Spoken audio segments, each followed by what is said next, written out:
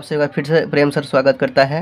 Student, इससे पिछले बेटा हम लोग जो किए थे प्रैक्टिस पेपर जो कर रहे थे, कुछ बाकी रह गया था, ठीक है। तो आज मैं उसका अगला पार्ट करवा रहा हूँ।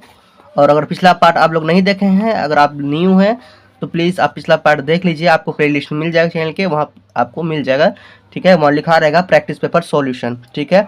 और सपोर्ट मटेरियल का आपका फोटो रहेगा ऐसा ही, ठीक है।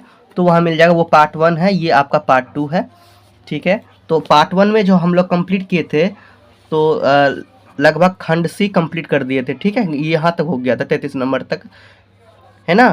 तो आज हम लोग करने वाले हैं खंड डी। तो आप लोगों को ध्यान से देखना है, समझना है। आज का क्लास बहुत ही ज़्यादा इम्पोर्टेंट है, ठीक है। क्योंकि पहले तो ऑब्जेक्टिव वाला था, ये थोड़ा कुछ सब्जेक्टिव आ जाता है, ठीक है। इसलिए बहुत इंपॉर्टेंट है, देखिए। और आप लोग अंत तक बने रहेंगे, आपको पता चल जाएगा कि क्या इंपॉर्टेंट है इसमें, ठीक है। तो इसके लिए आपको पूरा वॉच करना होगा, क्योंकि आज जो भी बताने वाला हूँ वो कहीं ना कहीं एग्जाम में पूछे ही जाते हैं, ठीक है। इसीलिए आपको बने रहना है ध्यान से। चलिए आप लोग देख लीजिए। खंड ड में जो कि आपका प्रश्न है 34 नंबर में, माइटोकॉन्ड्रिया का नामांकित चित्र बनाइए, ठीक है। इसका चित्र बनाना है नाम के साथ, है ना। चित्र में अपना नाम भी दर्शाना है, किसमें क्या है क्या नहीं। उसके बाद गोल्जी उपकरण के किन्हीं 2 कार्यों का उल्लेख करना है। किसी को अब फिर अगला प्रश्न है, किस कोशिकांग को पाचन थैली कहा जाता है। देखिए इनमें से प्रत्येक प्रश्न 5 अंक के हैं, तो 34 नंबर के 5 अंक हैं। तो आप देख सकते हैं तीनों जब बनाएंगे तब आपको 5 नंबर यहाँ मिलने वाला है, ठीक है। तो इसमें से 1 नंबर का बता रहा है, 5 है, तो इसका मतलब कि ये तीनों बनाओगे तो 5 नंबर मिलेगा, ठीक है। तो इसका चित्र बनाने में कहीं 3 नंबर दे सकता है, इसका चित्र में आपको 2 नंबर देगा, है ना। अगर इसका चित्र बनाएंगे 2 नंबर देगा, इसका 1 नंबर, और इसका, है ना, उसी तरह से आपको दे देगा, ठीक है। ये एक आपको मैं बताता हूँ कैसे कैसे नंबर दे सकता है। तो सबसे पहले क्या है कि माइटोकॉन्ड्रिया का नामांकित चित्र बनाइए। यहाँ 63 नंबर है, 63 नंबर पेज में आपको इसका मिल जाएगा, ठीक है। बुक के 63 नंबर में आते हैं, देख लीजिए। माइटोकॉन्ड्रिया का बनाना है, ये है माइटोकॉन्ड्रिया। तो आप लोग गूगल में सर्च कीजिएगा कि माइटोकॉन्ड्रिया का चित्र आपको मिल जाएगा वहाँ पे, ठीक है। माइटोकॉन्ड्रिया का सर्च कीजिएगा गूगल में, तो वहाँ आपको मिल जाएगा। वहाँ बड़ा रहेगा स्क्रीन, है ना। तो वहाँ पे आप लोगों को लिखने में आसानी होगा, वहाँ से आप सर्च करके तो ऐसा ही मिलेगा, वहाँ पे आपको वहाँ से लिख लेना है, ठीक है। और ये जो दिख रहा है नाम जो दर्शाया गया है, ऐसे ही आपको नाम दर्शाना है वहाँ पे, ठीक है। तो ऐसे बना लेना है। उसके बाद आपको जो देखिए क्या दिया गया है नेक्स्ट में, इसी में देख लीजिए, गोल्जी उपकरण के 2 कार्यों को उल्लेख करना है। तो गोल्जी उपकरण के जो कि कार्य यहाँ मिल गया आपका, देखिए ये इसका चित्र नहीं बनाने के लिए कह रहा है। कार्य, गोल्जी उपकरण के कार्य है, यहाँ पे 2 कार्य लिख दीजिएगा। जैसे कि क्या यह लिपिड बनाने में सहायता करता है, यह मध्य लेमिला बनाने का कार्य करता है। सेकंड है, यह स्वभाव से स्रावी होता है, यह मेलेनिन संश्लेषण में सहायक करता है। उसके बाद और याद करना है तो और याद कर सकते हैं, ठीक है। तो इस तरह से 2 कह रहा था, आपको 2 लिख लेना था, ठीक है। वहाँ पे 2 लिख लेना है, ओके। इसमें से अगर ऐसा आएगा तो 4-5 याद कर ही लीजिए, क्या दिक्कत है, ओके। तो दोनों प्रश्न का उत्तर आपको मिल गया। अब जो ये आपका नेक्स्ट है, किस कोशिकांग को पाचन थैली कहा जाता है, तो इसका भी आंसर आपको मिल जाएगा। इसको लाइसोसोम है इसका आंसर। तो ये आपका यहाँ है, आपको आंसर सिर्फ लिखना है लाइसोसोम। अगर आपको 2 नंबर का पूछा जाएगा तो इनमें से और भी थोड़ा जोड़ के लिख सकते हैं, ठीक है। ये आपका लाइसोसोम, यहाँ इसका रिजल्ट है ना। लिखा हुआ है, पाचक उपकरण की कुछ पुटिकाओं में पाचक एंजाइम इकट्ठे हो जाते हैं। ये एकल झिल्ली युक्त पुटिका लाइसोसोम का निर्माण करती है। इनका कोई निश्चित आकृति या आकार नहीं होता है। ये मुख्यतः जंतु कोशिका में, कुछ पादप कोशिकाओं में पाए जाते हैं, है ना। फिर आगे यहाँ पे लिखा हुआ देख लीजिए, आगे क्या लिखा हुआ है। इनका कार्य है, इनका मुख्य कार्य कोशिका को साफ करना है।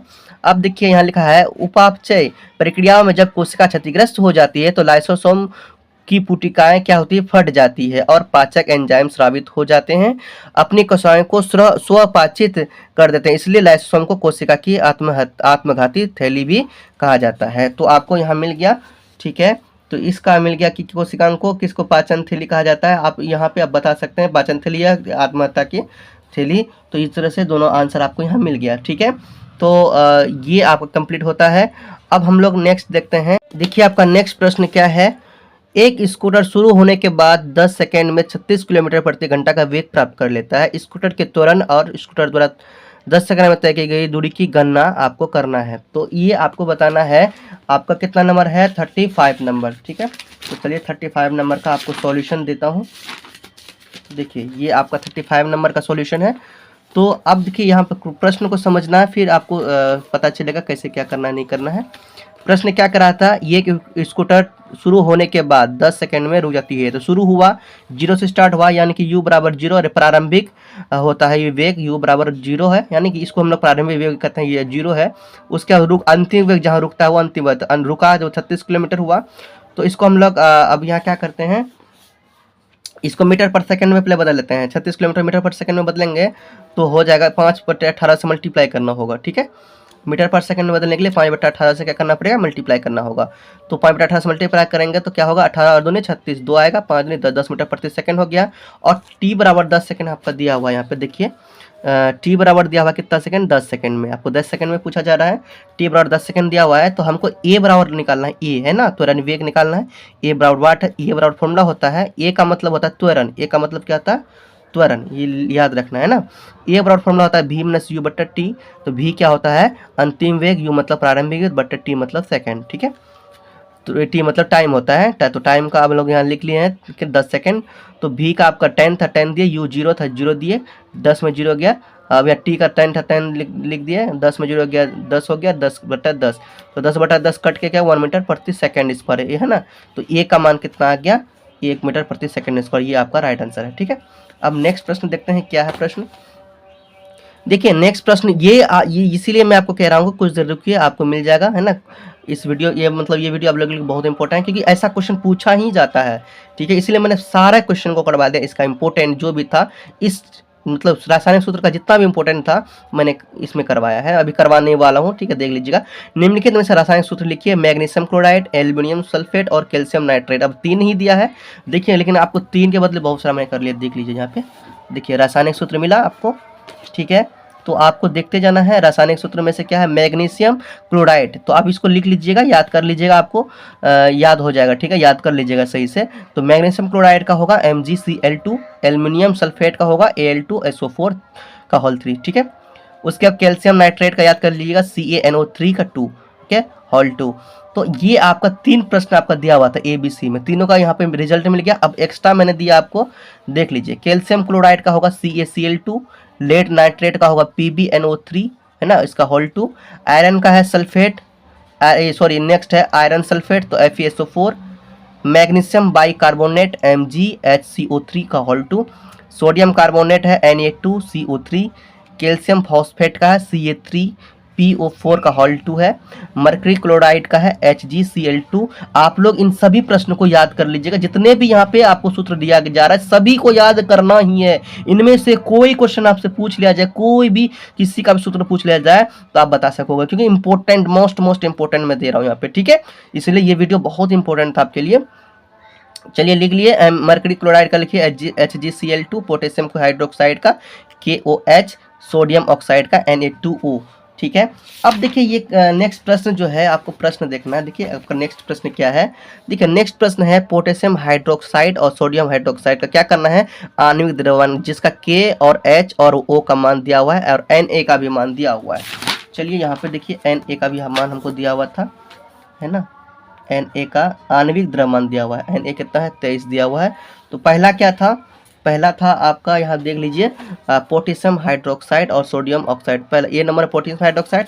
देखिए पोटेशियम हाइड्रोक्साइड का मैंने लिख के रखा है, देखिए क्या है KOH, यहाँ हम लोग लिख देते हैं KOH, है ना, ये आपका KOH हो गया। अब इसको हम लोग आणविक द्रव्यमान निकालेंगे इसका, तो कैसे निकलेगा देख लीजिए। K का हमको पता है 40 है, 40 दे दिए, ठीक है। O का कितना है, प्लस करेंगे, O का कितना है भाई, O का 16 है, 16 प्लस H का कितना है, H का दिया हुआ 1, तीनों को जोड़ लीजिए। 40 और 16 का जुड़िएगा, कितना का 40 50 6 56 56 1 57, इसका कितना का 57। इसको लास्ट में हम लोग ये लगा देते हैं, ठीक है, इसको म्यू बोलते हैं। ये हो गया, है ना, आणविक द्रव्यमान। अब अगला नेक्स्ट देखते हैं, आपका क्या है नेक्स्ट, देख लीजिए यहाँ पे सोडियम ऑक्साइड था, देख लीजिएगा बुक में आपको मिल जाएगा, है ना, देख लीजिए यहाँ पे सोडियम ऑक्साइड, यहाँ पे देख लीजिए सोडियम ऑक्साइड। सोडियम ऑक्साइड का है Na2O, इसी तरह से निकाला जाता है आणविक द्रव्यमान, याद रखिएगा, है ना, Na2O, सही है। तो Na2O, तो Na का हम लोगों को पता है, देखिए कितना, Na का 23 है, तो लिख देंगे 23, 2 है तो 23 गुना 2, प्लस ऑक्सीजन का कितना 16 है, 16 यहाँ डाल देंगे 16। अब जोड़ दीजिए इसको, 23 दूनी 46 प्लस 16, है ना, है ना, 16 13 40 प्लस 16, देखिए 6 6 हो जाएगा, 12 का 2 हाथ में 1, 4 1 5 1 6 62। ठीक है, ये आपका हो गया आंसर। ठीक है, इस तरह से आपका ये इंपॉर्टेंट, देखिए कितना इंपॉर्टेंट, आपका कोई भी आ जाए आप लोग आनविद रहमान याद रखिएगा सभी का, है ना, तो आपको ये बनाने में बहुत ही ज़्यादा आसानी होगी। इसके बाद खंड ई में देखिए यहाँ पे क्या करा, एक कहानी की तरह दिया है। ठीक है, ये ध्वनि 27 नंबर में, ध्वनि एक यांत्रिक ऊर्जा है जो सुनने की अनुभूति उत्पन्न करती है। ये आपको न पढ़ना है, जिस तरह से पैराग्राफ नहीं होता है सरा, है ना, तो अनुच्छेद टाइप का दिया हुआ है यहाँ पे, इसको क्या करना है, पूरा पढ़ लेना है। उसके बाद ए बी सी तीनों का जवाब देना, नहीं दे पाएंगे, जब पूरा पढ़ लेंगे, जब समझ लेंगे ना, तो ये अपने पहले समझना है, पढ़ के खुद से आप जवाब दे सकते हैं। देखिए कितना हिंदी जैसा हो गया ना, इस टाइप से अगर आ गया तो आप लोग आराम से। फिर अथवा में भी और एक है, इस सबको क्या करना, पढ़ना है, फिर ए बी सी का जवाब देना। इतना कितना हल्का है कि नहीं, पढ़ लेंगे सही से जवाब दे देंगे, यहीं पे आपको आंसर मिल जाएगा। इसको भी पढ़ना है और इसके बाद ये तीनों का क्या करना है, जवाब देना है। कितना आसान है। ठीक है, इस तरह से आपका क्या होता है कंप्लीट। अब नेक्स्ट है दूसरा। ठीक है, तो अब मैं जो आपको करवाने वाला हूँ, एक नया आपको प्रैक्टिस पेपर करवा दूंगा। आप लोग हमारे साथ बने रहेंगे, चैनल को सब्सक्राइब कर लीजिए, क्योंकि अब इसके बाद करवाने वाला हूँ और एक प्रैक्टिस पेपर बहुत ही इंपॉर्टेंट। तो तब तक आप लोग हमारे साथ बने रहें, एग्जाम देने से पहले वो प्रैक्टिस पेपर को लास्ट कर लेना है। और उसके बाद जितना मैंने बताया है, आप अब तक मैंने जो भी साइंस के बारे में तैयारी करवाया है, अब तक आप लोगों को जितने भी बात बताया है, कॉन्सेप्ट बताया है, बुक का जितने भी इंपॉर्टेंट बताया, सभी का तैयारी अगर सही से कर लिए हैं तो आपका रिजल्ट बहुत अच्छा आएगा। ठीक है, सभी वीडियो को देख लिया तो हम लोग का रिजल्ट बहुत अच्छा आएगा। फिर आप लोग खुद आके थैंक्स बोलोगे। अगर जिसका जिसका रिजल्ट अच्छा आएगा तो हम जिसका सॉरी एग्जाम अच्छा जाएगा, आके हमको क्या थैंक्स बोलिएगा। ठीक है, एग्जाम जिसका भी अच्छा जाएगा थैंक्स बोलिएगा प्लीज़ आके आप लोग। और बताइए वीडियो कैसा लगा, आपके लिए हेल्पफुल था या नहीं, कमेंट में आप लोग बताइए। और चैनल को सब्सक्राइब नहीं किया तो चैनल को सब्सक्राइब कर दीजिए। जाने से पहले प्रेम से रहो, प्रेम से बोलो, प्रेम से बोलो।